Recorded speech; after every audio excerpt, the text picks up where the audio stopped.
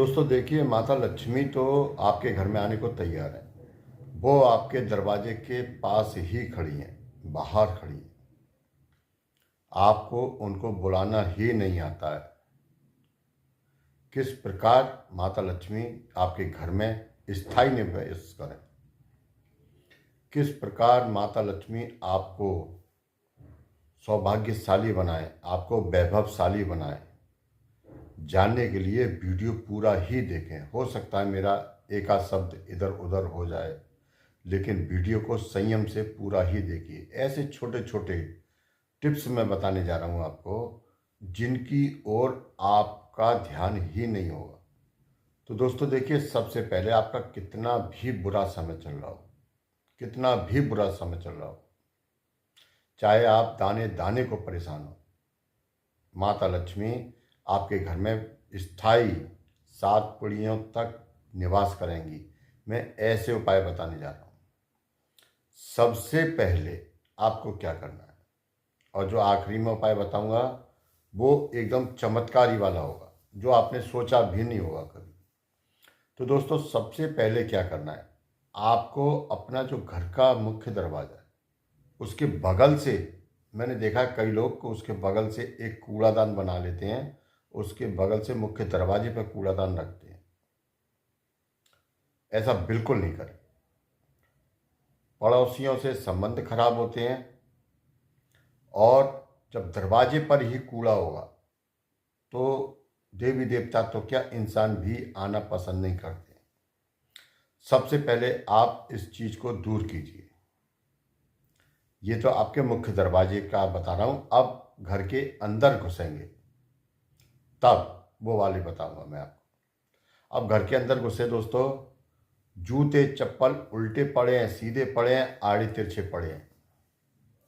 तो दोस्तों जूते और चप्पल आपको आड़े तिरछे बिल्कुल नहीं रखने हैं, इधर उधर बिल्कुल नहीं रखने, उन्हें कायदे से एक जगह जूते चप्पल रखने हैं। मैं जाता हूँ काफ़ी सारे घरों में, मैं देखता हूँ कि जूते चप्पल इधर उधर कहीं ना कहीं पड़े ही रहते हैं। तो दोस्तों ये प्रयास आप बिल्कुल बंद कर दें, ये वाला काम आप बिल्कुल बंद कर दें। जूते चप्पल एक जगह सही तरीके से उतारें और वहीं से पहनें, वहीं पर उतारें। प्रयास करें कि घर के प्रत्येक कमरे में जूते चप्पल पहनकर न जाएं, ये भी प्रयास करें। अब दोस्तों तीसरा उपाय, खाना खाकर थाली में हाथ धोना। अब आप हाथ नहीं धो रहे हैं, आप लक्ष्मी से हाथ धो रहे हैं। आप अपने हाथ नहीं धो रहे, आप लक्ष्मी से हाथ धो रहे हैं। इस चीज़ का ध्यान कीजिए। कभी भी थाली में खाना खाकर उसी में हाथ नहीं धोना, या फिर कुछ भी हमने खाया और हमने ऐसे बगैर हाथ धोए और ऐसे ऐसे करके या किसी प्रकार से वो हमने सफाई कर ली, तो हाथ धोना भी जरूरी है। अब दोस्तों तीसरा उपाय कि रसोई में गंदे बर्तन रात भर पड़े रहना बिल्कुल भी नहीं करना है। जो हमारे पितृदेव होते हैं, रात में जो देवी देवता आते हैं हमारे घर में, जिनको हम पूजते हैं मानते हैं, वो नाराज होते हैं। अब एक ऐसा उपाय मैं आपको बता रहा हूँ कि ज़्यादातर लोग ये गलती करते हैं, ज़्यादातर लोग ये गलती करते हैं। जब कभी शरीर में तेल मालिश करनी होती है तो सबसे पहले हम सिर पर तेल लगाते हैं, उसके बाद हाथ पैरों में तेल लगाते हैं। सर्दियों में अक्सर स्किन ड्राई हो जाती है, सूख जाती है, तो हम बालों में तेल लगाए, बालों में तेल लगाने के बाद हाथ पैरों में तेल लगाते हैं।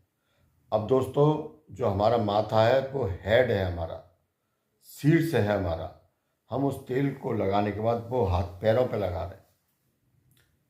कभी भी आप पैसे पैसे के लिए परेशान रहोगे यदि ये काम आप करोगे तो। और दोस्तों आपका जो बाथरूम है उसका दरवाज़ा हर समय खुला रहना। बाथरूम हमेशा दरवाज़ा खुला नहीं रहना चाहिए। 1-2 इंच आप खोल सकते हैं कि उसकी हवा आती जाती रहे, लेकिन आपको ऐसा नहीं करना कि हर समय चौपट वो खुला रहे। छत, अपनी घर की छत एकदम साफ सुथरी रखें। अक्सर हम लोग देखते हैं कि छत पे लोग कबाड़ा रखते हैं, छत को कबाड़ खाना बना देते हैं। छत जितनी साफ रहेगी आपका भाग्य उतना ही प्रबल रहेगा। इसके बाद जो सबसे महत्वपूर्ण, घर में गाली गलौज, घर में बात बात पर बच्चों को कोसना, अपने बच्चों को, मैंने काफ़ी सारे लोग ऐसे देखे हैं, उनसे काफ़ी बच्चों से, अपने बच्चों से गलत शब्द बोलते हैं। और आपने भी देखा होगा कि उनके घर में लक्ष्मी रुकती नहीं है, यदि होगी भी तो धीमे धीमे धीमे धीमे अपना स्थान बना लेती हैं और वहाँ से चली जाती हैं। बच्चों को कभी भी कोसने वाले शब्द नहीं बोलने चाहिए, जैसे कि जा मर जा, तेरा एक्सीडेंट हो जाए, ऐसे काफ़ी सारे लोग बोलते हैं, मर क्यों नहीं जाता, मर क्यों नहीं गए, तेरे हाथ टूटे हैं, तेरे पैर टूटे हैं, कभी भी नहीं बोलना चाहिए। भगवान की कृपा से आपको बच्चे मिले, ईश्वर की कृपा हुई है तब आपको बच्चे मिले हैं, और आप बच्चों को आप कोसते हो। उनसे पूछिए जिनके बच्चे नहीं, ये काम बिल्कुल भी नहीं करें। इसके बाद दोस्तों, आप क्या करते हो, बिस्तर पर बैठकर खाना खाना। जो भी लोग बिस्तर पर बैठकर खाना खाते हैं, माता लक्ष्मी उनके घर में होती है तब भी चली जाती है। बिस्तर पर खाना मरीजों को, असहाय को दिया जाता है, बुजुर्गों को दिया जाता है।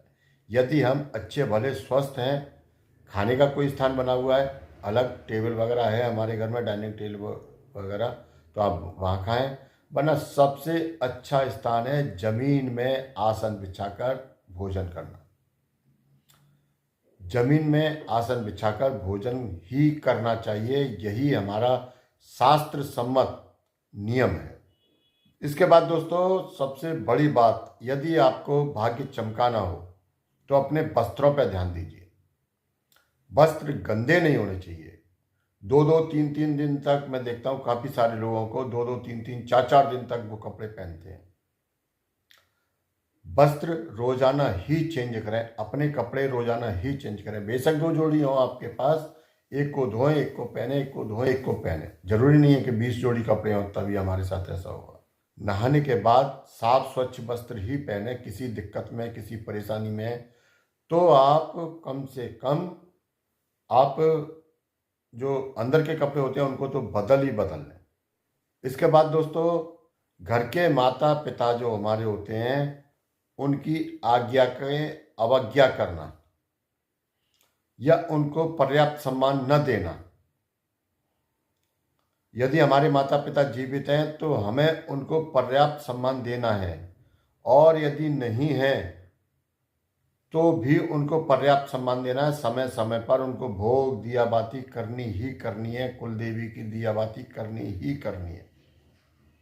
अब मैं आपको एक ऐसा उपाय बता रहा हूं, जो यदि आपने ये सारे काम सुधार लिए हैं, कर लिए हैं, उसके बाद भी आपका दुर्भाग्य पीछा नहीं छोड़ रहा है, तो आपको केवल एक ही काम कर लीजिए। एक रोटी लीजिए, रोटी को 31 बार अपने शरीर पर एंटी क्लॉकवाइज घुमाते हुए ओम तुम दुर्गा,